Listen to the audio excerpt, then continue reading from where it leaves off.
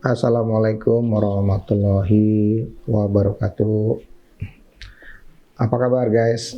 Semoga kita semua dalam keadaan sehat walafiat ya, penuh semangat.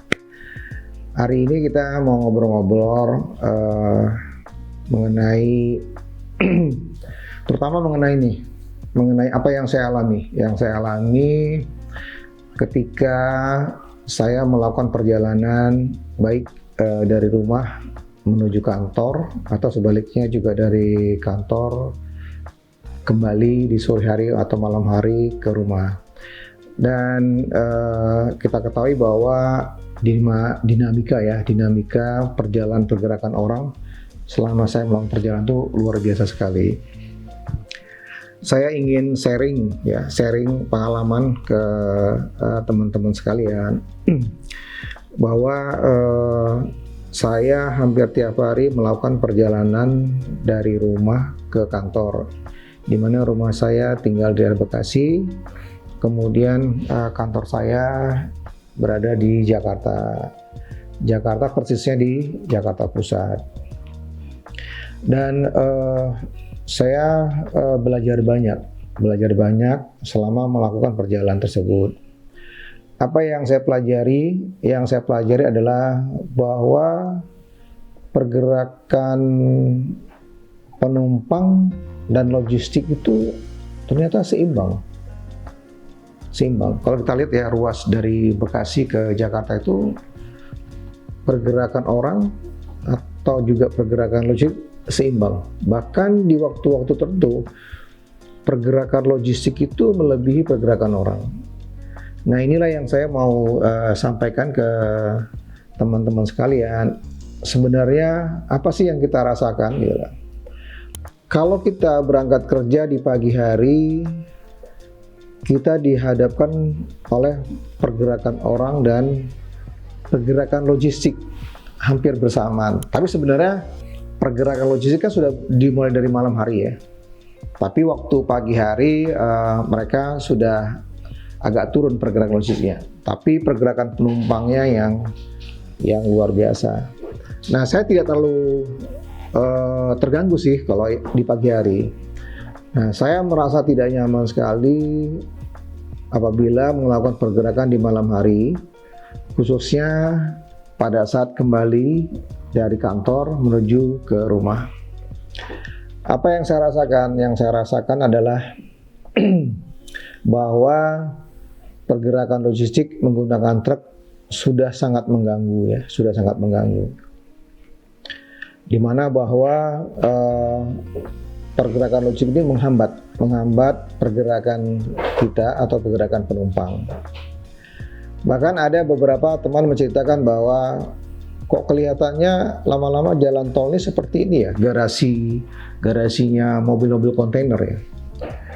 Ada kontainer yang mogok, ada yang asnya putus. Karena kondisi ini hampir tiap hari terjadi dan kita tidak bisa mengatasi itu.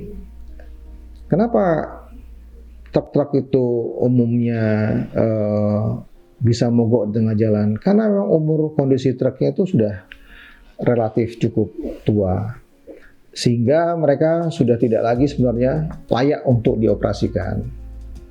Kemudian yang kedua adalah masalah overloading, muatan lebih.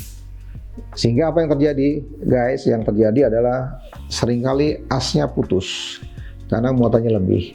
Seringkali terjadi bahwa bannya pecah karena muatannya berlebih. Nah, ini akhirnya apa? Akhirnya mereka menggunakan sebagian badan jalan, ya kan? Sebagian space di jalan, sehingga ini menyebabkan penyempitan atau kita sebut dengan debottlenecking, ya kan? Seperti leher botol itu, sehingga menyebabkan kemacetan yang luar biasa. Nah, inilah yang saya rasakan, teman-teman sekalian. Mungkin juga apa yang saya rasakan sama dirasakan oleh teman-teman yang tinggal di daerah Bekasi juga gitu. Nah, inilah kondisi yang tidak nyaman ini seharusnya sudah harus dicarikan solusinya. Ini 20-an tahun guys, puluhan tahun kondisi gini, tidak ada solusi yang ditawarkan oleh pemerintah sehingga kondisi ini bisa menjadi lebih nyaman. Nah, oleh karena itu saya mau share nih teman-teman sekalian ya. Yuk kita mulai berpikir deh, mulai coba mencarikan solusinya ya kan. Ini pendapat pribadi saya. Silakan nanti kalau teman-teman punya ide kita sharing ya. Bagaimana supaya masalah atau kenyamanan orang untuk berpergian atau melakukan perjalanan di antara Bekasi dan Jakarta ini bisa berubah ya, berubah total sehingga semua bisa merasakan kenyamanan itu. Nah, apa yang saya rasakan dan kemudian saya tawarkan solusinya adalah pergerakan barang atau logistik ya. Kata kunci adalah pergerakan logistik. Bisa nggak kita mulai mengatur pergerakan logistik ini? Saya berpendapat ini, maaf ya guys, ini pendapat pribadi ya, pendapat pribadi bahwa sudah tidak layak pergerakan barang atau logistik ini menggunakan transportasi jalan, ya kan? Apakah itu jalan non-tol atau jalan tol? Semua pergerakan barang ini harus menggunakan moda-moda transportasi yang lainnya. Jadi kalau saya lihat, saya kebetulan dapat data dari teman-teman penggiat logistik ya, bahwa pergerakan truk ini sudah cukup luar biasa ya kan. Kalau kita perhatikan bahwa pergerakan truk atau pergerakan logistik mulai dari Bekasi menuju ke arah Jakarta, dalam hal ini Tanjung Priok, itu tentu ada beberapa ruas-ruas jalan yang menjadi perhatian kita. Yang pertama adalah di Jalan Raya Pelabuhan ya kan. Kemudian ruas yang kedua Cilincing Marunda ya kan. Kemudian yang ketiga adalah Cakung Cilincing. Nah, 3 ruas inilah yang kita perhatikan untuk memonitor pergerakan barang atau pergerakan truk. Ruas-ruas ini menghubungkan beberapa titik-titik pusat kegiatan, ya kan. Yang pertama ada pelabuhan atau port, kemudian depot. Jadi antara depot dan port itu dihubungkan dengan jalan raya pelabuhan. Kemudian truk-truk ini kan perlu garasi guys, ya kan. Dia tidak parkir di sembarang jalan, dia punya garasi, ya kan. Punya garasi di sekitar Cilincing Marunda. Jadi ada pergerakan dari depot ke garasi. Kemudian ada juga pergerakan dari industri, daerah industri atau factory atau warehouse itu menuju garasi. Jadi pergerakan itu guys ada 3 ya. Pergerakan dari depot ke pelabuhan, kemudian pergerakan dari garasi ke depot atau garasi ke industri. Itu perjalanan-perjalanan yang dilakukan oleh truk. Nah, apa yang terjadi? Yang terjadi seringkali truk-truk itu melakukan perjalanan dari satu titik ke titik yang lain, itu kondisi kosong. Jadi ada perjalanan dari garasi ke depot itu kosong. Kemudian dari depot ke warehouse atau ke factory itu juga kosong, ya kan. Bahkan juga ada perjalanan dari pelabuhan ke garasi itu kosong, ya kan. Kemudian sebaliknya dari garasi ke pelabuhan itu kosong. Nah, jadi data yang kami peroleh bahwa pergerakan warna merah itu pergerakan yang kosong guys. Jadi pergerakan yang isi yang warna biru itu hanya 2 kali, yaitu waktu mau ekspor sama waktu mau impor, ya kan. Tetapi selebihnya pergerakannya itu kosong, warna merah. Nah, ini menunjukkan bahwa pergerakan truk itu tidak efisien. Terus emang kenapa? Kalau pergerakan truk tidak efisien atau pergerakan yang warna merah itu lebih banyak, artinya apa? Artinya ini menyebabkan kemacetan, ya kan. Volume kendaraan di jalan makin bertambah. Space jalan yang diokupai oleh kendaraan truk ini makin besar. Sehingga apa? Sehingga ini menghambat pergerakan orang.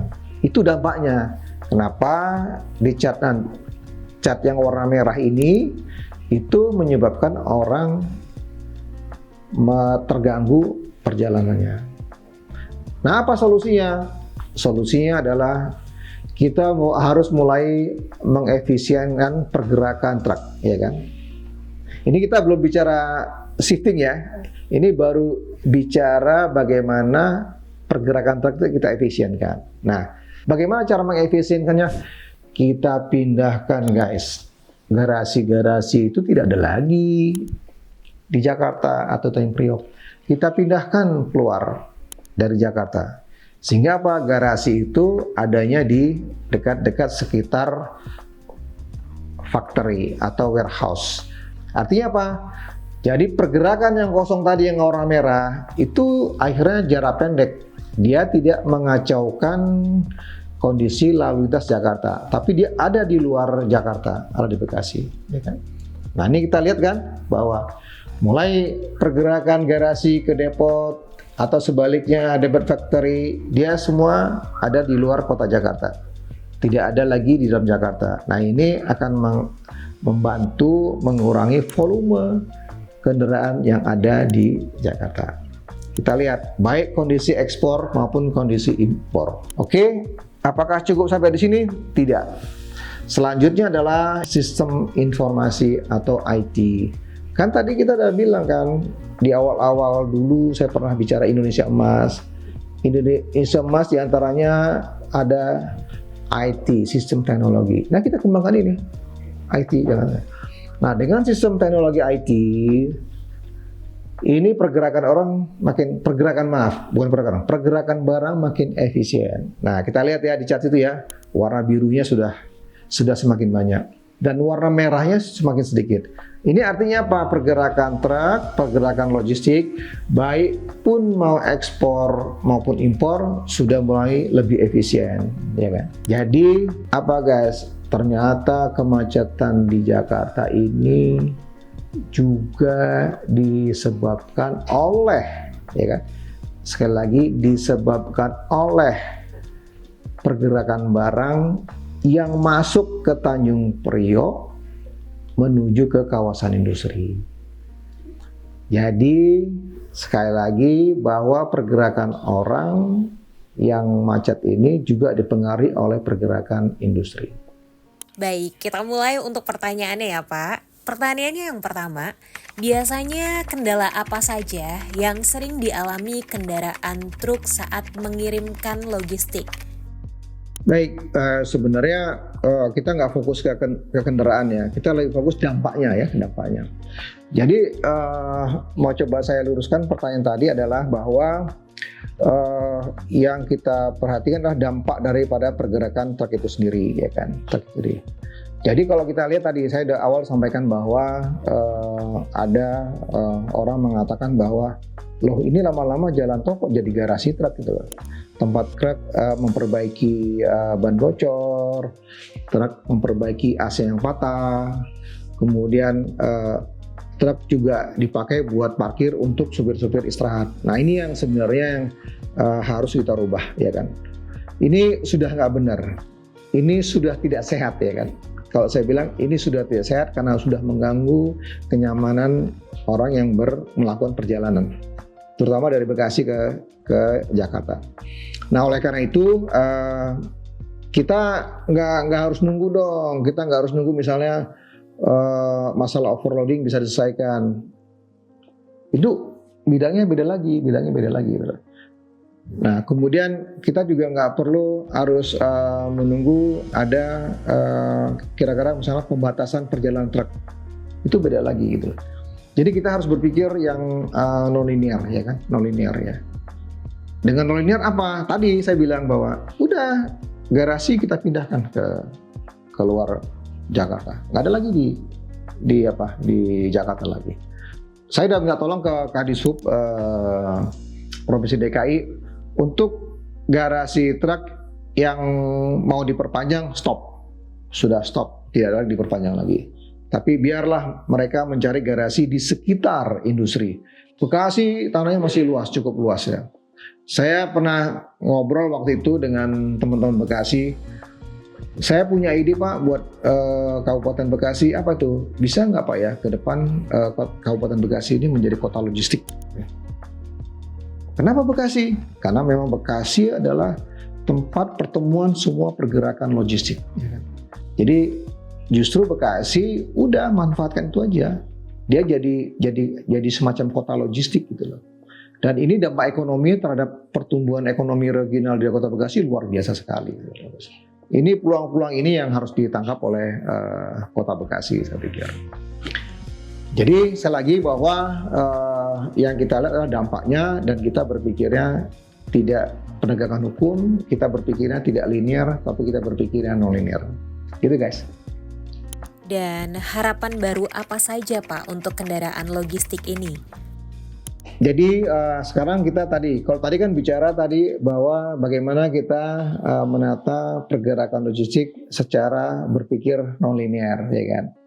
Nah sekarang bagaimana alat transportasi logistik yang andal. Nah tadi saya banyak bicara masalah bagaimana penataan. Nah sekarang kita bagaimana supaya logistik ini shifting, ya kan? Shifting dari penggunaan truk ke moda-moda transportasi yang lainnya.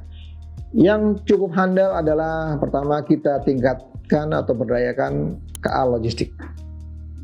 Kereta api logistik. Halo, kereta api logistik, apa kabarnya guys? Gitu. Jadi kita harus manfaatkan itu kereta api logistik, ya kan?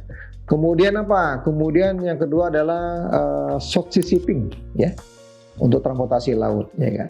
Bahkan saya pernah waktu itu juga mulai untuk menggagas bagaimana membangun kanal, ya kan.